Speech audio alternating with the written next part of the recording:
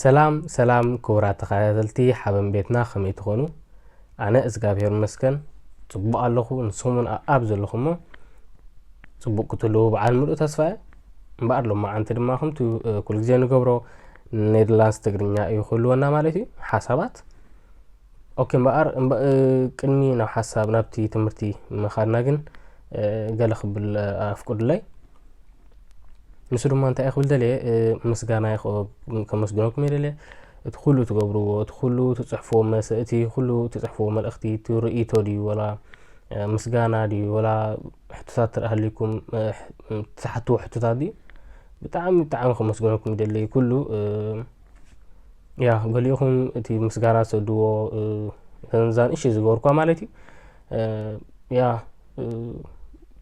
ክትቅጽልዎ ዝለበኩም ማለት እዩ እቶም ሕቶ ተሓቱ ድማ ብዘይ ዝክፍታ ማለት እዩ ገሊኹም ክትሓቱ ብጣዕሚ ዝስከፉ ኣብዚ ኩልና ንሕድና ክንተሓገዝ ኢና ዘለና ማለት እዩ ዘሰክፍ ዝበሃል የለን ኣነ ዝኽእል እንተደኣ ኮይነ በታ ዓቕመይ ክሕግዘኩም እየ ማለት እዩ እምበኣር ዘረባ ከየብዛሕክልኩም ኣነ ናብቲ ትምህርትና ክኸይድ ማለት እዩ ኦኬ ሰናይ ምክትታል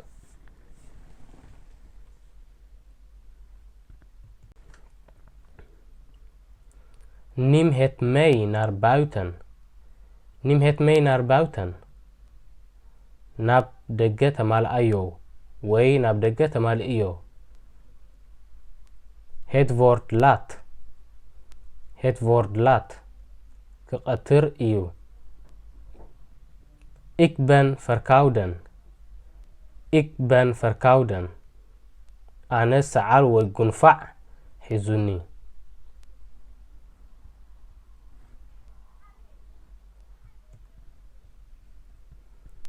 Ik zal hem vertellen dat je belde. Ik zal hem vertellen dat je belde.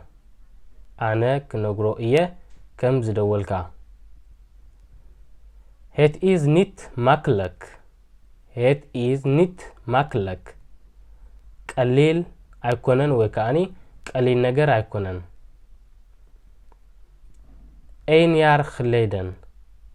1 jaar geleden. حد عامت يقبر زو في المخلق بستخأل متن وزين هيل بلاي نحنا بطعمي تدسيتنا ويتحقويسنا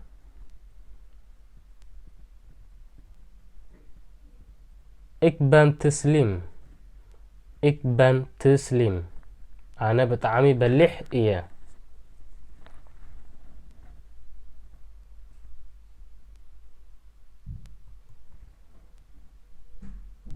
Dat is eerlijk نسو حكيو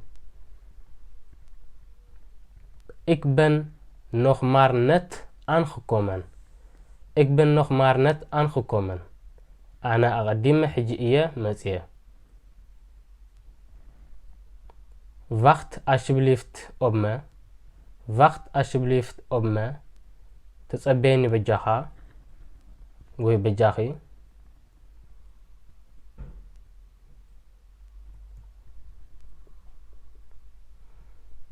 Ik vind het leuk om tv te kijken.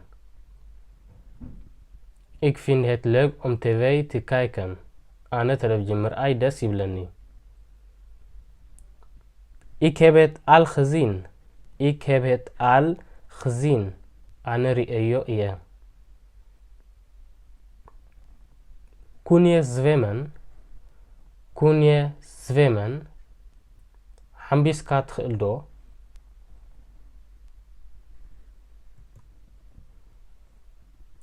Hoe laat komen ze aan? ساعات كندا إيوم نساتهم كمزو Zou het wat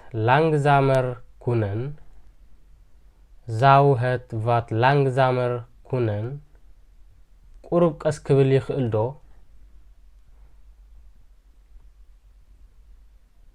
what is here and hand what is here and hand what's here and hand እንታይ እዩ አጋጢሙ ኣብዚ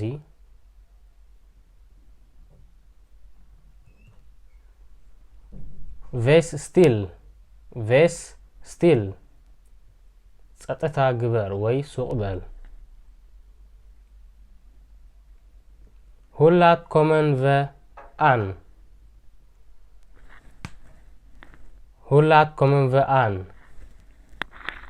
ሰዓት ክንደይ ኢና ክንመጽእ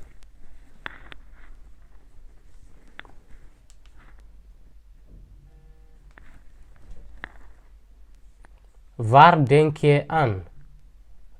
denke an እንታይ ትሓስብ ኣለኻ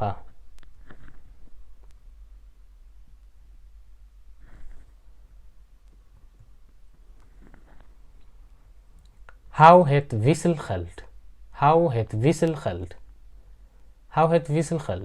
እቲ ማልስ ገንዘብ ንዓኻ ሓዞ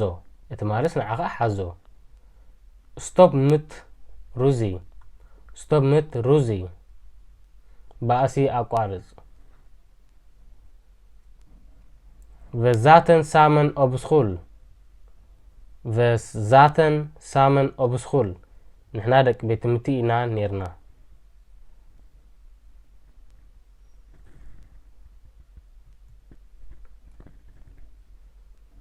خد idee ጽቡቕ ሓሳብ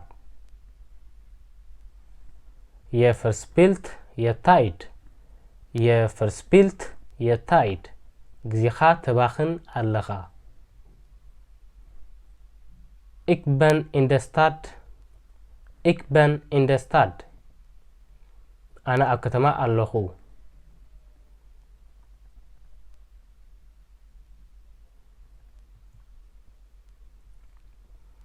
we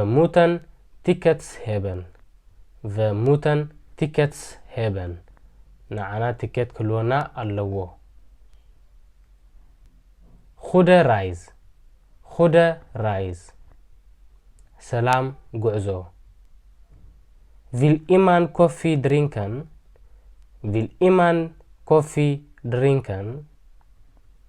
ዝኾነ ሰብ ቡን ክሰቲ ዘለ ኣሎ ወይ ዝኾነ ሰብ ቡን ክሰቲ ዘለ ኣሎ ዶ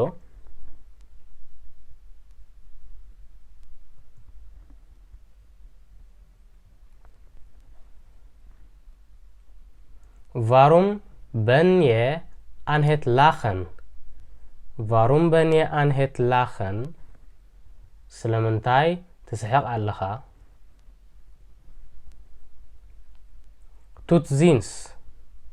Tot ziens. ክሳብ ንርአ Ik heb een handtekening nodig.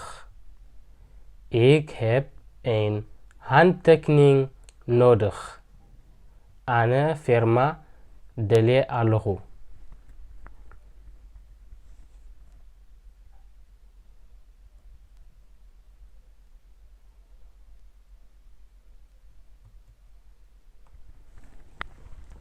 እምበር ዝኸበርኩም ተኸታተልቲ ሓበን ቤትና ናይ ሎማዓንቲ ቪድዮና እምበር እዚኣ ነይራ ተስፋ ገብር ድማ ገለ ተማሂርኩም ካብዚኣ ድማ ክትከዱ ከምቲ ኩሉ ግዜ ንገብሮ ድማ እቲ ኩሉ ግዜ ዝብለኩም ካልኦት እውን ዘይበፅሖም ነዚኣ ክርእዩ ዘይከኣሉ ኣለዉ ነዚኣ ትጎድሎም ማለት እዩ ሸር ንበለሎም ንሶም ድማ ክርእይዎ ንዖም ድማ ክበፅሖ ንሶም ድማ ኣኸለው ክመሃሩ ማለት እዩ ኣኸለው ድማ ሓድሽ ሰባት ኣለኹም ዝመፀኹም ኣለኹም ማለት እዩ እንኳዕ ደሓን መፀኹም ናብዛ ቻነል እዚኣና ሓንቤትና እዛ ቻነል እዚ ድማ ከም ዝሪእኹሞ ዘለኹም ኔዘርላንድ ትግርኛ ኢና ንምሃረሉ የዘቕርበሉ ማለት እዩ ዝተፈላለዩ ማለት እዩ ኔዘርላንድ ትግርኛ እንተስፋ ገብር ድማ ክትፈትዎ ገለ ክትመሃሩሉ ማለት እዩ ብሰረፈ ኩሉ ግዜ ሓሳብ ተራሃልኩም ዝኾነ ነቐፌታ ድዩ ሕቶ ድዩ ወላ ማእረምታ ድዩ ኩሉ ኣብ ታሕቲ ኣብቲ ታሕቲ ኮመንት ኣብቲ ቦታ ጽሓፉ ለይኹም ኣነ ድማ ኩሉ ግዜ ድልዋ ኣለኹ ንዝኾነ ርእይቶኹም ዲ ሕቶኹም ዲ ወራን ኩሉ ማለት እዩ ብዝኾነ ኣብ ዝመጽእ ክሳብ ንረኸብ ሰሰናይ